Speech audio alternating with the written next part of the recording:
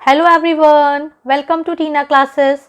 आज की इस वीडियो में हम आपके साथ डिस्कस करेंगे साइंस के कुछ इम्पॉर्टेंट क्वेश्चंस जो कि आपके सभी एग्जाम के लिए इम्पॉर्टेंट है, जिसमें साइंस के क्वेश्चंस आते हैं UPPCS, RO RO, CGL, CHSL and all other state exams.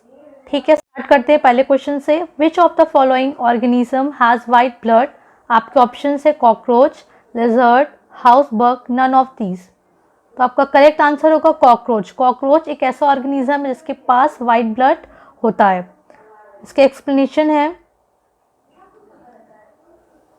Cockroaches lakhs haemoglobin in their blood. Cockroaches lack hemoglobin in their blood. Their blood color is white. तो कॉकरोच का ब्लड वाइट क्यों होता है? क्योंकि कॉकरोच में हेमोग्लोबिन नहीं होता है, जिसके वजह से हमारा ब्लड रेड होता है। The lizard has blood of red colour, but lizard क्या है? एक ऐसा ऑर्गेनिज्म है जिसका ब्लड क्या होता है? रेड कलर का होता है। House bug and mosquito contains haemolymph. House bug हो गई या फिर मॉस्क्यूटो हो गई, उसमें क्या पिगमेंट होता है ब्लड का? Haemolymph. Insect blood is called haemolymph. Insect का ब्लड का जो पिगमेंट होता है उसे हम हीमोलीफ बोलते हैं। It contains various nutritions hormones.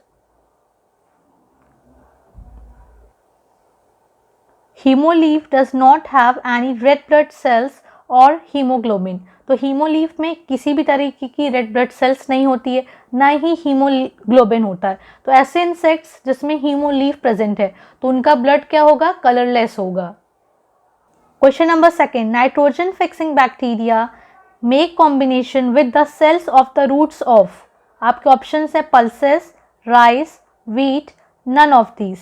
तो करेक्ट आंसर होगा पल्सेस। तो nitrogen fixing bacteria make combination with the cells of the roots of. तो किसकी रूट से करते? तो वो पल्सेस की रूट से नाइट्रोजन फिक्सिंग का काम करते हैं। Explanation, nitrogen fixation is a process that causes free nitrogen to combine chemically with the other elements to form more reactive nitrogen compounds such as ammonia, nitrates, nitrites। इसमें क्या कह रहा है कि नाइट्रोजन फिक्सेशन एक ऐसा प्रोसेस है जिससे फ्री नाइट्रोजन जो हमारे एटमॉस्फेयर में प्रेजेंट है वो केमिकली कंबाइन होते हैं अदर एलिमेंट से और क्या बनाते हैं? एक more reactive nitrogen compounds form करते हैं, जैसे कि ammonia, nitrates, nitrites. More than 90% of all nitrogen fixation is affected by soil microorganisms. Nitrogen fixing bacteria include species of Azotobacter, Bacillus, Clostridium, Klebsiella। तो नाइट्रोजन फिक्सिंग बैक्टीरियाज में कौन कौन सी species है जो नाइट्रोजन फिक्सिंग के काम करती हैं? Azotobacter, bacillus, clostridium. आपके एग्जाम में इसके एग्जाम्पल्स पूछते हैं तो ये बहुत ही इंपॉर्टेंट है, इसके नाम आप लर्न कर सकते हैं। Question number third, which one of the following materials contains calcium? Options china clay, corundum, gypsum, none of these. तो आपका करेक्ट आंसर होगा option number C, gypsum. Gypsum एक ऐसा मटेरियल है जो क्या कंटेन करता है? Calcium. Explanation, gypsum is chemically known as calcium sulphate dihydrate. अगर जिप्सम का केमिकल नेम पूछा जाए तो वो है कैल्शियम सल्फेट डाइहाइड्रेट। और उसका कंपाउंड क्या है? कंपाउंड ऑफ कैल्शियम, इसका फॉर्मूला है CaSO4। Ca आपका कैल्शियम है, SO4 क्या है? आपका सल्फेट है, and 2H2 is your dihydrate. Uses of gypsum, अब जिप्सम के कुछ यूज देखते हैं। It is used as a fertilisers in the soils for plant growth and used in making chalk, plaster boards.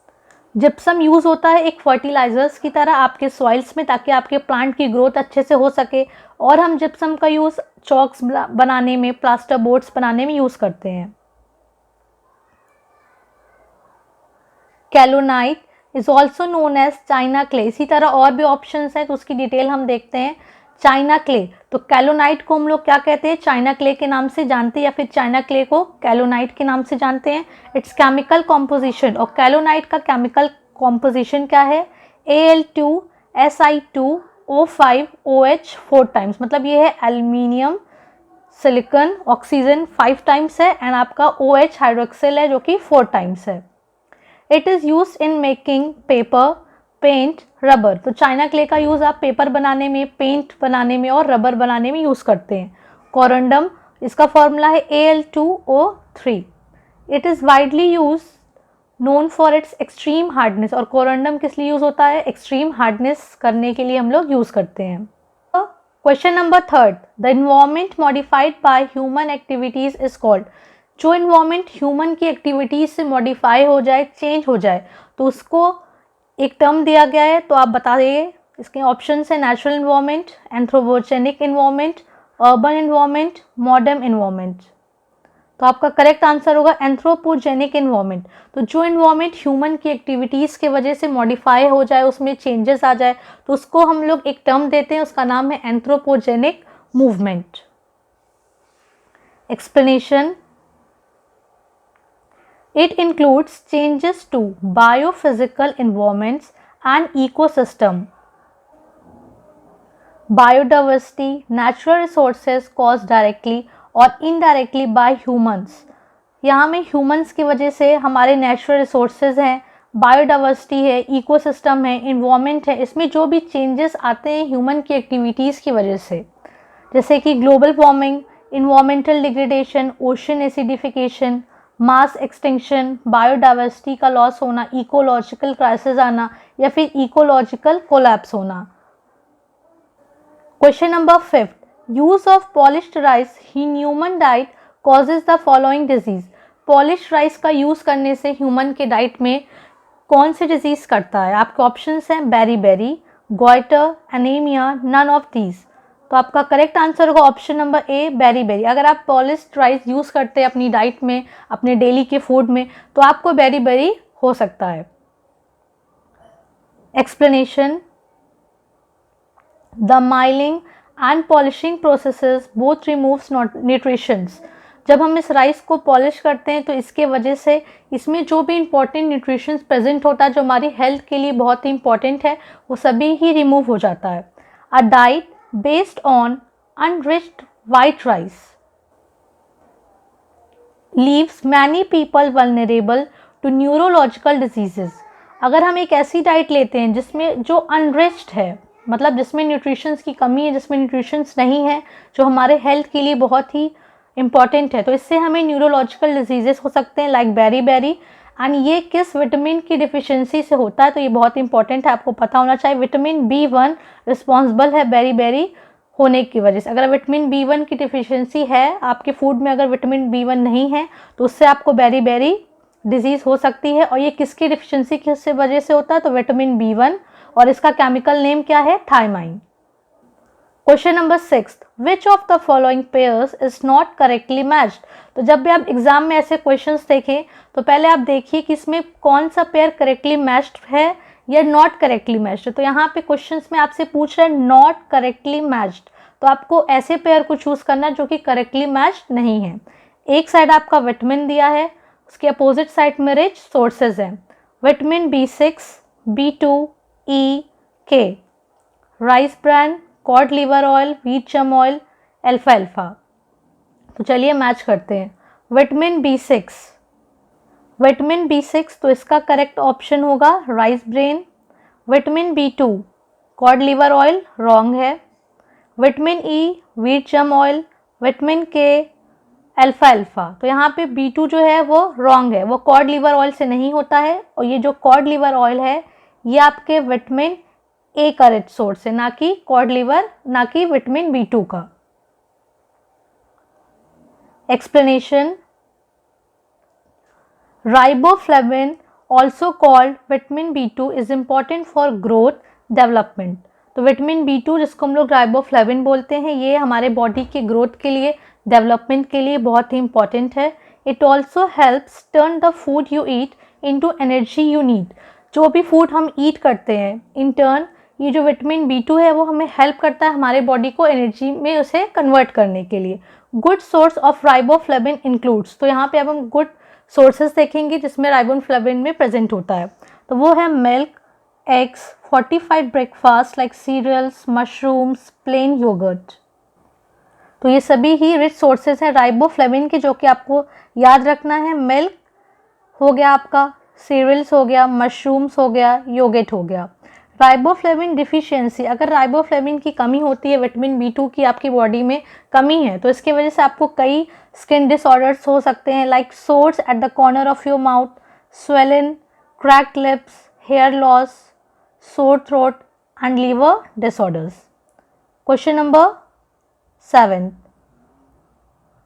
Mother's milk provides almost complete diet to the newborn, but it lacks the following।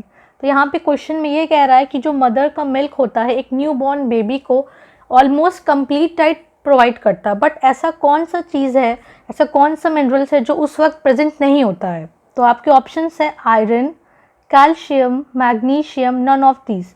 तो correct answer होगा iron. Iron जो है वो mother's के milk में present नहीं होता है। एक्सप्लेनेशन है आपका, mother's milk contains antibodies that helps baby fight off various diseases, bacteria and viruses. तो मदर्स की मिल्क जो है वो बहुत इंपॉर्टेंट होता है एक न्यूबॉर्न बेबी के लिए। इससे बेबी जितनी भी वायरसेस है, बैक्टीरिया है, उन सबसे फाइट करने में उससे हेल्प मिलती है। Breast feeding lowers babies risk of having asthma और allergies. Question number 8, Which of the following elements are semiconductors? कौन से एलिमेंट्स इसमें से सेमीकंडक्टर्स हैं? आपका options aluminium, silver, silicon, lead. तो आपका करेक्ट आंसर होगा option number C, silicon. Silicon एक सेमीकंडक्टर एलिमेंट है। Explanation, the elemental semiconductors are those composed of single species of atom. तो एलिमेंटल सेमीकंडक्टर्स वो हैं जो सिंगल स्पेशीज ऑफ एटम से बनते हैं। तो उसके एग्जांपल्स हैं silicon Si, germanium Ge, tin Sn इन कॉलम 4, जो कि कॉलम 4 में पाए जाते हैं आपके पीरियोडिक टेबल में। इसी तरह selenium Se, tellurium Te in column 6 of the periodic table. Question number 9, The alternative current invented by options Isaac Newton, Albert Einstein, Nikola Tesla, none of these। तो अल्टरनेटिव करंट किसने invent किया था? Correct answer है Nikola Tesla. Question number 10, When a green leaf is seen in red light, it will appear। जब आप green leaf को red light में देखते हैं तो वो आपको किस कलर की दिखती है? आपके ऑप्शंस हैं blue colour, green colour, black colour, none of these. तो करेक्ट आंसर होगा option number C, black colour. When you see a green leaf in red light it will appear in black colour. आपके explanation है, a green leaf can only reflect green light, so when the red light is incident on it, the leaf will not be able to reflect any light, making it look black। इसका मतलब यहाँ पे जब green light जो होती है वो क्या रिफ्लेक्ट करती है? सिर्फ ग्रीन लाइट रिफ्लेक्ट करती है। मगर जब रेड लाइट आप एक ग्रीन लाइट पे इंसिडेंट करते हैं, जब भी ग्रीन लीफ पे जब भी रेड लाइट इंसिडेंट होती है तो leaf will not reflect any light. तो उस वक्त लीफ जो है अपनी किसी भी लाइट को रिफ्लेक्ट नहीं कर पाती, उसके वजह से लीव्स आपको ग्रीन ना दिख के ब्लैक दिखती है। When the light hits a leaf, the chlorophyll absorbs and uses the red and blue wavelength and reflect back green light to our eye। When light hits, जब भी लाइट लीफ पे पड़ती है तो आपको पता होगा कि हमारे लीफ में कौन सा पिगमेंट प्रेजेंट होता है? क्लोरोफिल, जिसकी वजह से हमारी लीफ क्या होती है? ग्रीन कलर का पिगमेंट रखती है। तो ये एब्जॉर्ब कर लेती है रेड एंड ब्लू वेवलेंथ को और इन टर्न क्या रिफ्लेक्ट करती है? Green light. Question number 11, the convex mirror is used options for shaving, as a rear view mirror in vehicles, by dentist, none of these. तो आपके correct answer होगा option number B, as a rear view mirror in vehicles. तो convex mirror हम लोग use करते हैं rear view mirror की जैसे इन व्हीकल्स। आपके एक्सप्लेनेशन है, the convex mirror is used as a rear view mirror in vehicles because image formed by an convex mirror. जो भी इमेज एक कॉन्वेक्स मिरर में बनती है वो हमेशा क्या होती है? Always virtual, erect and smaller than the object. तो ये बहुत ही इंपॉर्टेंट लाइन है, इसे आप याद करिए कि कॉन्वेक्स मिरर में कैसी इमेज होती है, virtual, erect, smaller than the object. Question number 12, lens is made up of, lens किस मटेरियल से बनता है, flint glass, ordinary glass, cobalt glass, none of these. तो आपका करेक्ट आंसर होगा option number A, flint glass. तो lens किससे बनते हैं, फ्लिंट ग्लास से बनते हैं। आपके एक्सप्लेनेशन है, flint glass is any highly refractive lead containing glass used to make lenses and prisms. Question number 13. The maximum concentration of ozone is found in which of the following? तो कौन सी layer, atmosphere की कौन सी layer में maximum concentration of ozone पाया जाता है? तो आपके ऑप्शंस हैं troposphere, mesosphere, stratosphere, none of these. तो आपका करेक्ट आंसर होगा ऑप्शन नंबर सी, स्ट्रेटोस्फेयर। तो स्ट्रेटोस्फेयर में सबसे ज़्यादा ओजोन का कंसंट्रेशन पाया जाता है। Explanation, the stratosphere starts just above the troposphere and extend to 50 kilometre high तक ये एक्सटेंड होता है। और कहाँ स्टार्ट होता है? Just above the troposphere. The ozone layer which absorb and scatters the solar ultraviolet radiation is in this layer, means जो stratosphere पे ही ओजोन लेयर जो होती है वो सबसे ज़्यादा एब्जॉर्ब होती है और क्या स्कैटर करती है? सोलर अल्ट्रावायलेट रेडिएशंस को। The maximum concentration of ozone is found in stratosphere. The troposphere layer is the lowest layer of the atmosphere. अगर आपसे क्वेश्चन बना के पूछते हैं कि अर्थ के एटमॉस्फेयर पे सबसे लोएस्ट लेयर कौन सी है, तो वो आपका आंसर क्या होगा? Troposphere. Troposphere is the lowest layer of earth atmosphere. Moving upward from the ground level, अगर आपको अरेंज करने को दिया जाए कि अगर आप ग्राउंड लेवल से अपवर्ड की ओर जाते, mean from bottom to top, अगर हम अरेंजमेंट पूछें कि एटमॉस्फेयर की लेयर का क्या अरेंजमेंट है बॉटम से टॉप पे, तो वो होता है troposphere, stratosphere, mesosphere, thermosphere, exosphere. Means जो एक्सोस्फेयर वो सबसे आउटर है और ट्रोपोस्फेयर सबसे लोअर है। Question number 14, which of the following animals can live for the longest duration without drinking water? इसमें से कौन सा ऐसा एनिमल है जो लॉन्गेस्ट ड्यूरेशन तक, मीन्स लंबे पीरियड तक लाइव रह सकता है, जिंदा रह सकता है बिना पानी पिए? तो आपके ऑप्शंस हैं giraffe, kangaroo rat, kangaroo, none of these. तो आपका करेक्ट आंसर होगा कंगारू रैट। कंगारू रैट एक ऐसा एनिमल है जो लॉन्ग ड्यूरेशन तक रह सकता है बिना पानी को पिए। आपके एक्सप्लेनेशन है, kangaroo rats are truffle eating marsupials found in Australia. अगर आप लोकेशन पूछी जाए कि कंगारू रैट्स कहाँ पाए जाते हैं, तो ये ऑस्ट्रेलिया में पाए जाते हैं और इन्हें हम लोग मार्सुपियल्स कहते हैं। WWF report, world wide fund report, suggest that their number has decline tremendously, means बहुत ही लार्जर अमाउंट में इनका नंबर जो है डिक्रीज हो रहा है। Kangaroo rats have no need to drink water, they survive on the water metabolised from the dry seeds. जो भी ड्राई सीड्स इनको खाने को मिलती हैं वो उसी से वाटर को अपने क्या करते हैं? स्टोर करके अपने बॉडी में रखते हैं। देयर साइंटिफिक नेम, अगर आपसे पूछा जाए कि कंगारू रैट का साइंटिफिक नेम क्या है, तो वो है डिपोडोमीज। डिपोडोमीज क्या है? साइंटिफिक नेम है कंगारू रैट का। Question number 15, marble is the metamorphosed form of. Marble एक मेटामॉर्फोस्ड फॉर्म है किसका? आपके ऑप्शंस हैं shale, limestone, basalt, none of these. तो करेक्ट आंसर होगा option number B, limestone. Explanation, marble is a metamorphic rock formed when limestone is exposed to high temperature and pressure। जब limestone पे हम लोग हाई टेम्परेचर देते हैं, high pressure देते हैं, तो तब आपका जाके मार्बल बनता है, जो कि किसका एग्जाम्पल? एक मेटामॉर्फिक रॉक का एग्जाम्पल है। ओके फ्रेंड्स, अगर आपको ये वीडियो साइंस की अच्छी लगी है तो आप टीना क्लासेस को लाइक कर सकते हैं, सब्सक्राइब कर सकते हैं, बेल आइकन को प्रेस कर सकते हैं और भी वीडियोस पाने के लिए। और ये आपका साइंस पार्ट 3 था, इससे पहले पार्ट 1, पार्ट 2 प्लेलिस्ट में आप जाके चेक कर सकते हैं। Thank you.